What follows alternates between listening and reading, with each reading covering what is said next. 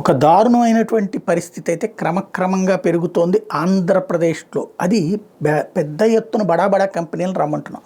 ఈ కంపెనీలు వచ్చేటటువంటి వాళ్ళు పొల్యూషన్ని బాగా అబ్జర్వ్ చేస్తారు.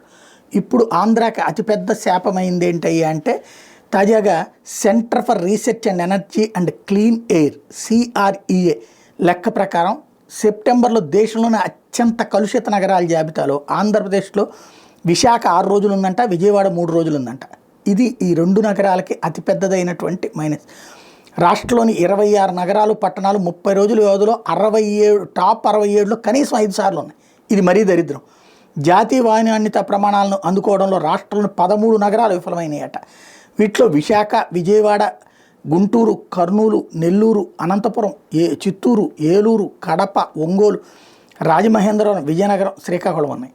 దేశీయంగా 2026 నాటికి 131 నగరాల్లో ఇట్లాంటి పరిస్థితులు వస్తుందని లెక్కేస్తుంటే, మన రాష్ట్రంలో ఇలా అంటే వాయు కాలుష్యం అంటే అక్కడ గాలి పీలిస్తే చివరికి శ్వాసకోశ వ్యాధులు వచ్చేటటువంటి పరిస్థితి. అట్లాంటి వాటిని పారిశ్రామికవేత్తలు ఎంచుకోవడానికి వెనకట్టుకు వేస్తారు. అట్లాగే ప్రశాంతత కోరుకునే వాళ్ళు అక్కడ నివాసం ఉండడానికి నిరాసక్తత ప్రదర్శిస్తారు. ఆ స్థితికి విశాఖ, విజయవాడ చేరుకోడు. విశాఖ ఇంకా చాలా ద సిటీ ఆఫ్ డెస్టినీ అంటారు. అట్లాంటి చోట్ల ఈ పరిస్థితి అన్నది చాలా ఆవేదనకరమైనటువంటి అంశం.